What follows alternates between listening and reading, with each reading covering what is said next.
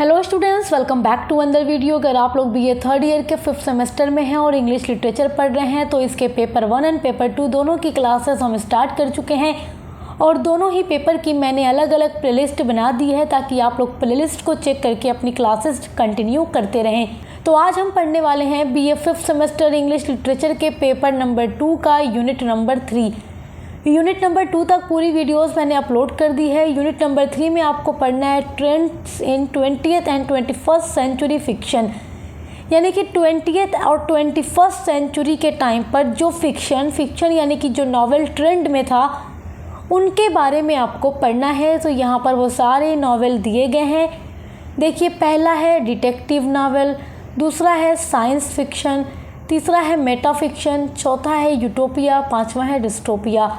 उसके बाद है माइथोलॉजिकल फिक्शन, फिर है campus fiction, space fiction, chick lit, junk fiction.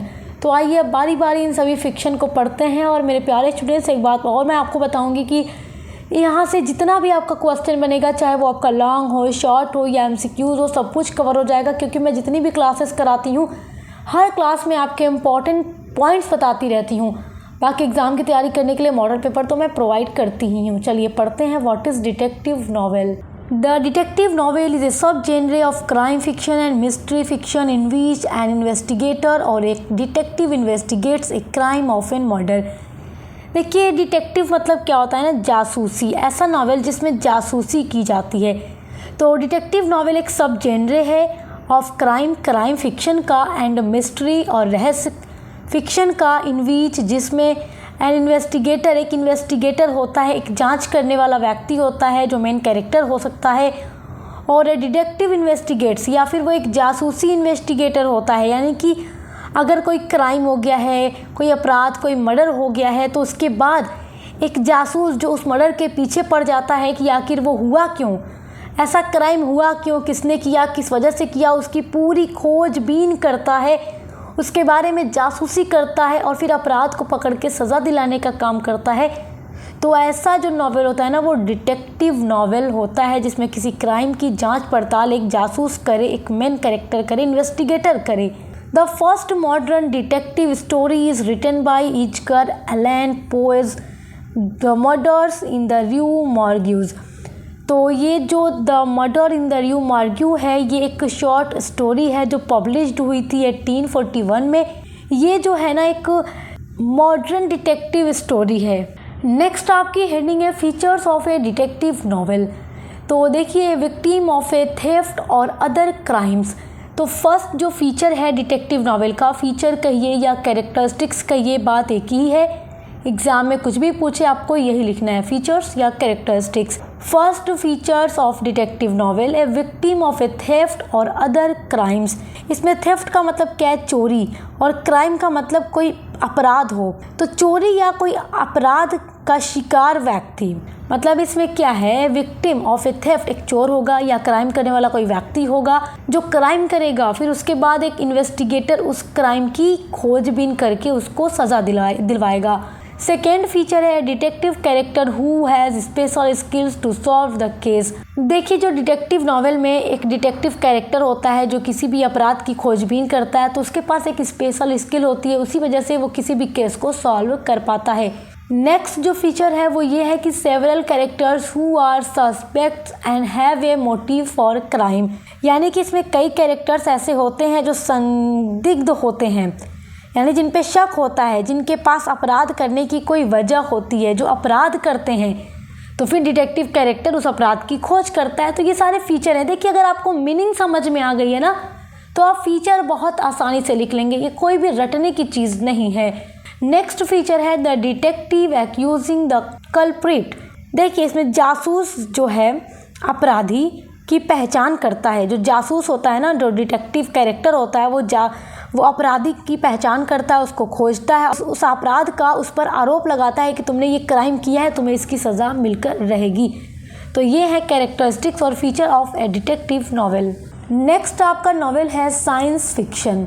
Science का मतलब तो आप जानते हैं, विज्ञान, और साइंस के बारे में आप अच्छे से जानते हैं, तो आप उससे पता लगा सकते हैं कि साइंस फिक्शन क्या है। Science fiction is a fictionalized story in which the setting and plot are centered around technology, time travels और साइंटिफिक प्रिंसिपल्स विद और without the presence of aliens. Science fiction एक ऐसा फिक्शन होता है, एक ऐसा नॉवेल होता है जिसकी जो स्टोरी है वो फिक्शनलाइज्ड होती है, काल्पनिक होती है, इन विच जिसमें जो सेटिंग है और जो प्लॉट है, देखिए सेटिंग क्या है, टाइम एंड प्लेस। प्लॉट का मतलब पूरे नॉवेल का कथानक स्टार्ट से लेकर एंड तक जितने भी इवेंट होंगे वो प्लॉट होते हैं जो एक सीक्वेंस में होते रहते हैं। फर्स्ट सेमेस्टर से आप प्लॉट और सेटिंग के बारे में पढ़ते आ रहे हैं, मैं आपको पढ़ा रही हूँ। तो ये सारे जो वर्ड आपके सामने हैं कोई नया वर्ड नहीं है, ठीक है।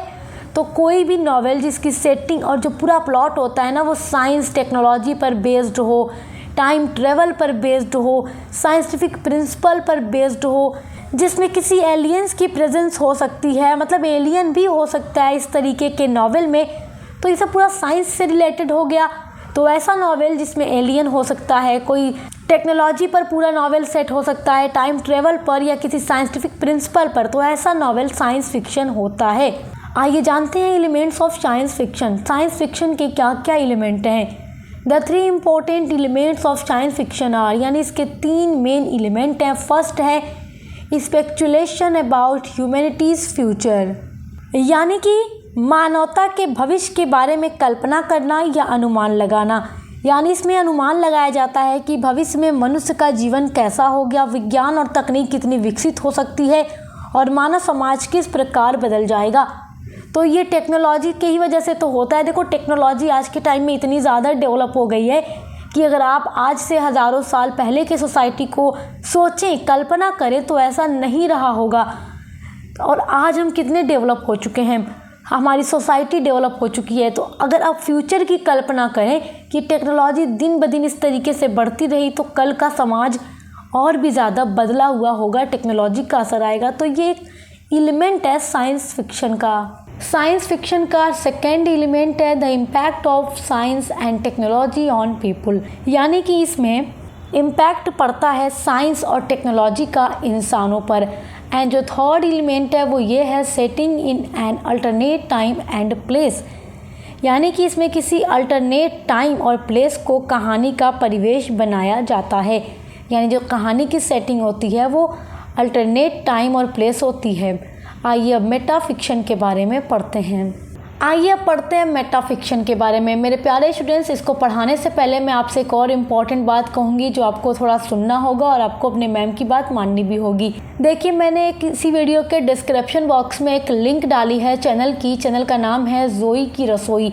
आप उस चैनल को सब्सक्राइब करिएगा, अपने मम्मी और अपने सिस्टर के साथ शेयर करिएगा। अगर आप खाने पीने की शौकीन हैं तो आप उसको ज़रूर विज़िट करके देखिएगा, वहाँ पे आपको काफ़ी अच्छी अच्छी रेसिपीज़ भी मिलेंगी। तो लड़कियों को तो शौक़ होता है कुकिंग का, तो लड़कियाँ विज़िट करेंगी और जो बॉयज़ हैं वो अपने मम्मी सिस्टर के साथ शेयर ज़रूर करेंगे। और सब्सक्राइब तो ज़रूर करिएगा, भूलिएगा मत, मैम की बात आपको माननी ज़रूरी है। चलिए अब पढ़ते हैं व्हाट इज़ मेटा फिक्शन। देखिए मेटा फिक्शन क्या है। Meta fiction is a self conscious literary style in which the narrator और characters are aware that they are parts of fiction. देखिए मेटा फिक्शन एक ऐसा नावल होता है जिसमें जो भी नरेटर होते हैं या फिर जो भी कैरेक्टर होते हैं, देखिए नरेटर या कैरेक्टर ये कोई भी नया वर्ड आपके सामने नहीं है। आप बीए में 4th सेमेस्टर तक पढ़ चुके हैं। मैंने हर बार आपको नरेटर के बारे में बताया है कि जो कहानी को बोल रहा है, कहानी को बता रहा है, वो कहानी का नरेटर होता है। और कहानी में या नॉवेल में, ड्रामाज में बहुत सारे कैरेक्टर्स हो सकते हैं, तो वो खुद को जानते हैं, वो अवेयर होते हैं दैट कि दे आर, वो हैं पार्ट्स, हिस्सा ऑफ फिक्शन, कहानी का, काल्पनिक स्टोरी का। मेटाफिक्शन एक ऐसा नॉवेल होता है जिसमें जितने भी कैरेक्टर होते हैं वो इस बात से अच्छी तरीके से वाकिफ़ होते हैं, वो इस बात को अच्छी तरीके से जानते हैं कि वो खुद एक काल्पनिक कहानी का हिस्सा हैं, वो रियल नहीं है, वो केवल फिक्शनल स्टोरी का एक पार्ट हैं। तो आई होप कि आप मेटा फिक्शन समझ गए होंगे। जैसे आप कोई मूवी, ड्रामा, सीरियल देखते हैं तो उसमें जो कैरेक्टर्स होते हैं वो इस तरीके से रिएक्ट करते हैं कि वो रियल लाइफ में सब कुछ हो रहा हो, भले ही वो क्या एक फिक्शनल स्टोरी होती है। लेकिन ऐसा ड्रामा, ऐसी नॉवेल जिसमें कि कैरेक्टर्स खुद ये बात बताएं, मतलब वो जाने कि वो क्या है, काल्पनिक कहानी का हिस्सा है, तो ऐसे नॉवेल को मेटा फिक्शन कहते हैं। आइए देखते हैं difference between fiction and Meta fiction. तो फिक्शन और मेटा फिक्शन के बीच डिफरेंस क्या है, इसको पढ़ते हैं। एग्जाम में ये लॉन्ग क्वेश्चन में पूछता है, this is very important. Fiction refers to invented material and in literature It refers especially to imaginative writing that is not factual or is only loosely based on reality। देखिए जो fiction होता है ना वो एक काल्पनिक या बनाई गई स्टोरी होती है। लिटरेचर में इसका मतलब होता है इमेजिनेटिव राइटिंग, यानी कि जो राइटर बनाकर इमेजिनेशन के माध्यम से लिखता है।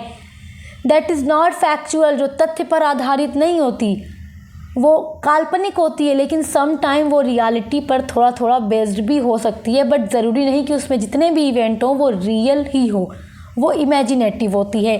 आइए मेटाफिक्शन देखिए। Metafiction is a self reflective form of fiction in which the characters are aware that they are in a fictional world. तो मेटाफिक्शन एक ऐसा नॉवेल होता है जिसमें कैरेक्टर्स को पता होता है कि वो केवल एक काल्पनिक दुनिया का हिस्सा है, वो रियल नहीं है, वो मतलब काल्पनिक दुनिया का, काल्पनिक कहानी का हिस्सा है।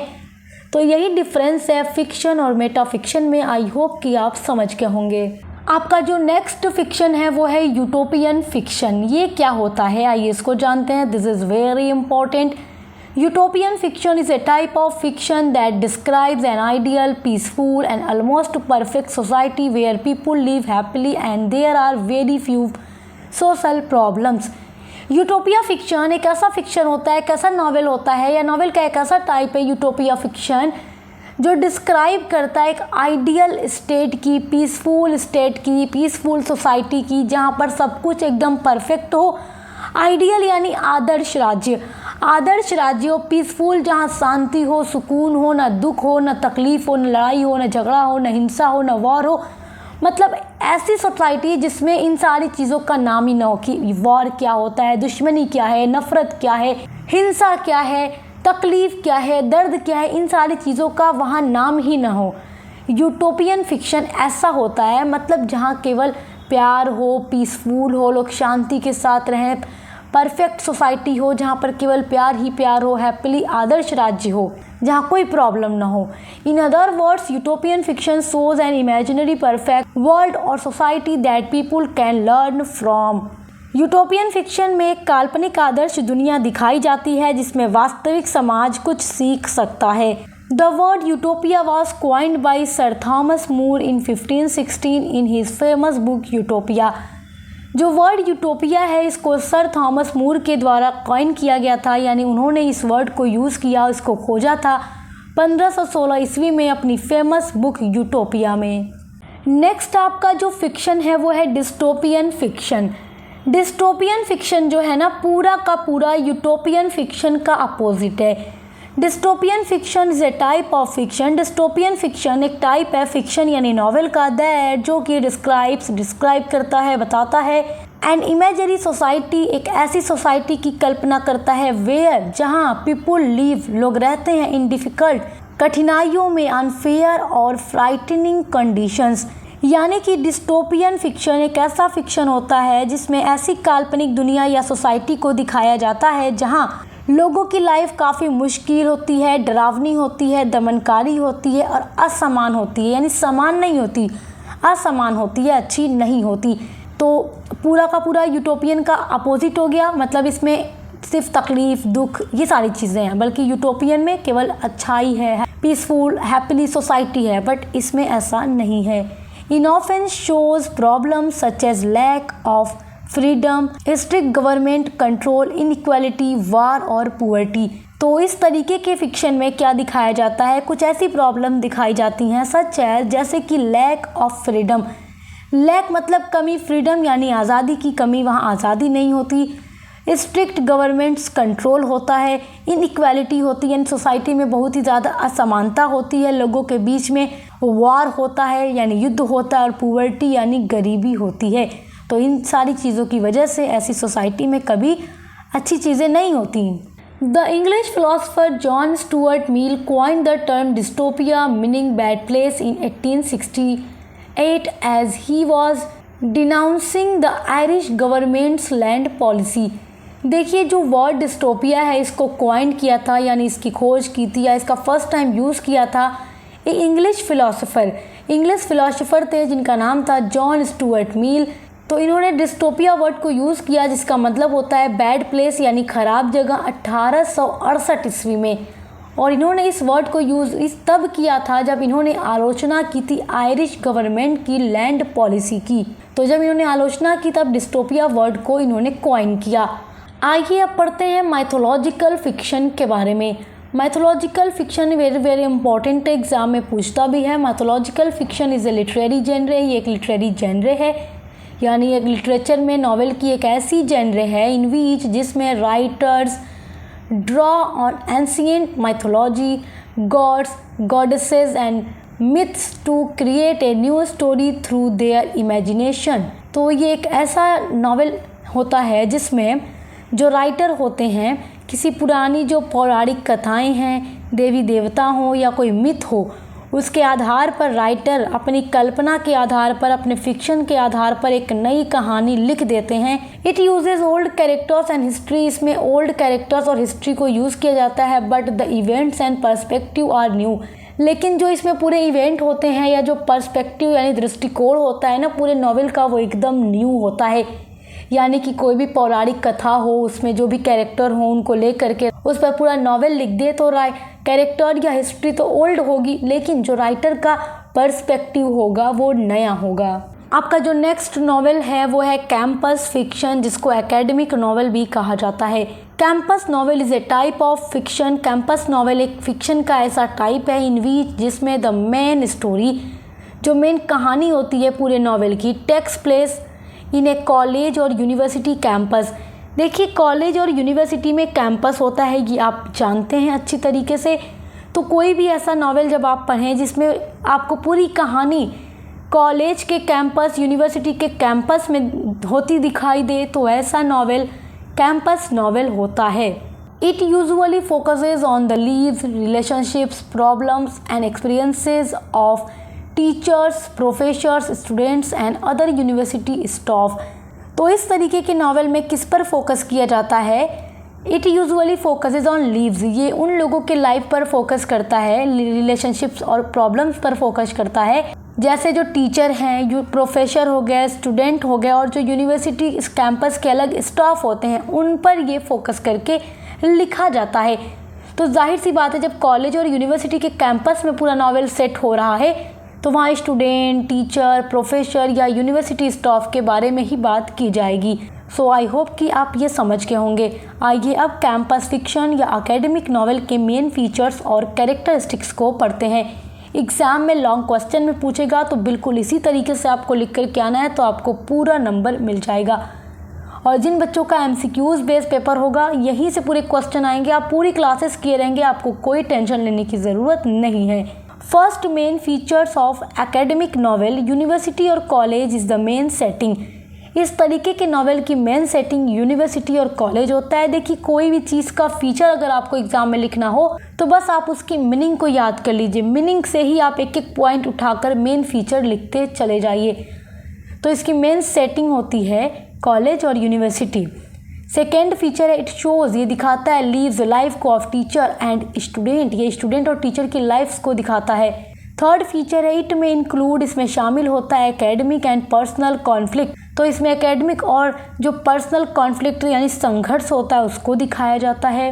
नेक्स्ट आपका है it often contains humour and satire about academic life. तो इसमें क्या होता है कि हंसी मजाक के माध्यम से पूरी कहानी को दिखाया जाता है। इसका एक बहुत अच्छा एग्जाम्पल है Lucky Jim by Kingsley Amis is a famous campus novel. तो लकी जिम किंग्सले एमिस का एक बहुत ही फेमस कैंपस नॉवेल का एग्जाम्पल है। आइए अब पढ़ते हैं स्पेस फिक्शन के बारे में। देखिए स्पेस का मतलब क्या होता है? अंतरिक्ष होता है। तो ऐसा फिक्शन जिसमें पूरी जो स्टोरी होती है ना वो स्पेस में ही होती है। Science has not changed only the life of man, जो साइंस है उसने केवल इंसानों के लाइफ को नहीं बदला, but even literature has been deeply influenced by these modern scientific invention. यहाँ तक कि जो लिटरेचर है वो भी डीपली यानी बहुत गहरे तरीके से इन्फ्लुएंस्ड हुआ, प्रभावित हुआ by this modern scientific invention, बल्कि जो साइंस के मॉडर्न इन्वेंशंस हैं, आविष्कार हैं, उससे केवल इंसान ही प्रभावित नहीं हुए, नहीं बदले, बल्कि लिटरेचर भी इससे इन्फ्लुएंस हुआ। और लिटरेचर में भी आपको इससे रिलेटेड वर्क यानी नॉवेल देखने को मिल जाते हैं, स्टोरी देखने को मिल जाती है। The science fiction and space fiction are the result. देखिए जो साइंस फिक्शन और स्पेस फिक्शन है वो रिजल्ट है, परिणाम है टेक्नोलॉजी का जो लिटरेचर पर इसका इन्फ्लुएंस पड़ा है, ऑफ ग्रोविंग, और जैसे जैसे इसका ग्रो हुआ इंटरेस्ट बढ़ता गया of main of letters in these inventions and making them the subject of their writings. और देखिए जो इन्वेंशन साइंस के थ्रू जो भी आविष्कार हुए और उनके प्रति राइटर्स का जो बढ़ता हुआ इंटरेस्ट था, उसकी वजह से राइटर्स ने अपने कहानियों में, अपने नॉवेल में, अपनी रचनाओं में इनको जगह दी और इनके बारे में लिखना शुरू किया। एट द सेम टाइम, और साथ ही में we have also to keep in mind that this fiction are not simple and reproduction of science but they are the impression of what the writer has felt and experienced himself. और साथ ही हमें यह भी ध्यान में रखना चाहिए कि ये जो कहानियाँ हैं, जो फिक्शंस हैं, केवल विज्ञान की नकल नहीं हैं, बल्कि ये उन अनुभवों और भावनाओं की छाप है जिन्हें लेखक ने स्वयं महसूस और अनुभव किया है। यानी कि जो भी राइटर स्पेस फिक्शन या साइंस फिक्शन के बारे में लिखते हैं तो इसका मतलब हरगिज़ ये नहीं है कि वो केवल उन इन्वेंशंस के बारे में अपने रीडर को बता रहे हैं कि ये आविष्कार, साइंस का जब लिटरेचर पर इन्फ्लुएंस हुआ तो वो बता रहे हैं कि ये आविष्कार हुआ, बल्कि वो ये भी बता रहे हैं कि इसका क्या इम्प्रेशन पड़ा, इसका क्या इम्प्रेशन पड़ा राइटर के ऊपर, क्या एक्सपीरियंस रहा राइटर के लिए, इन सारी चीज़ों का वो भी इसमें लिख कर बताने की कोशिश करते हैं। Space fiction is a subcategory of science fiction set primarily और entirely in outside. Space fiction is a subcategory of science fiction set primarily और entirely in outer space.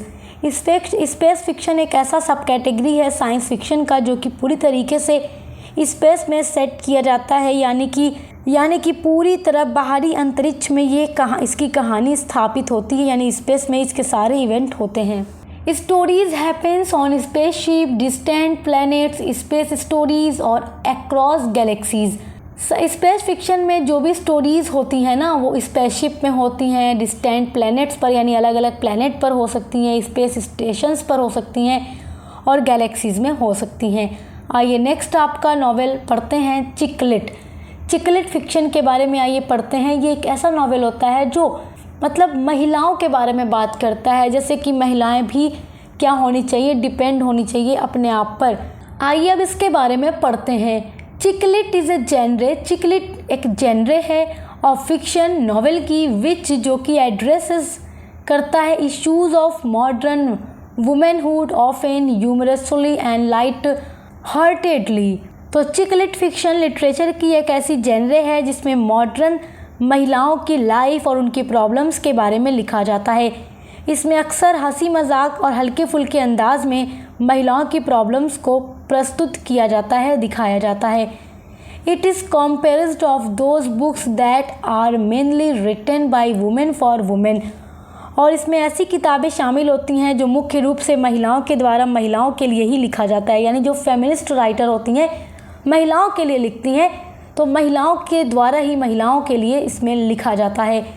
In this books, इस तरीके की किताबों में generally आमतौर पर the main characters, जो मेन कैरेक्टर होते हैं, range from early 20 to late 16 and the general of these stories are personal, light and entertaining. इन किताबों में जो मेन कैरेक्टर होते हैं आमतौर पर 20 साल से लेकर के 60 साल की उम्र तक की महिलाएं होती हैं और इन कहानियों का जो अंदाज़ है आमतौर पर पर्सनल होता है, हल्का फुल्का एंटरटेनिंग भी होता है। The plots of these novels usually move round the women who experience various things of life themselves.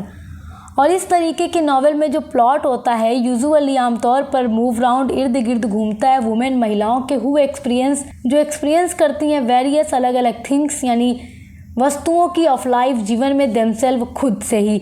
तो इस तरीके के नॉवेल में क्या होता है, उन महिलाओं के आसपास ही ये कहानी घूमती रहती है जो अपनी लाइफ में अलग अलग अनुभवों से गुजरती हैं। They are of in love, marriage, relationship, friendship etcetera.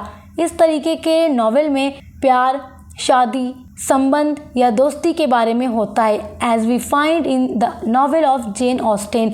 और ये सारी चीज़ें हम जेन ऑस्टेन के नॉवेल में पा जाते हैं और आपके सिलेबस में दिया भी गया है। प्राइड एंड प्रेजुडिस नॉवेल जो जेन ऑस्टेन लिखती हैं, जिसमें लव, मैरिज, रिलेशनशिप या सोसाइटी की थीम उन्होंने रखी है। Chick lit is told in A more confidential and personal tone. देखिए, जो चिकलिट फिक्शन होता है उसमें निजी और व्यक्तिगत अंदाज में प्रस्तुत किया जाता है, जैसे लेखिका पाठक से अपने जीवन की कोई निजी बात शेयर करती हो। And we feel as if some close friend is telling us about her private life.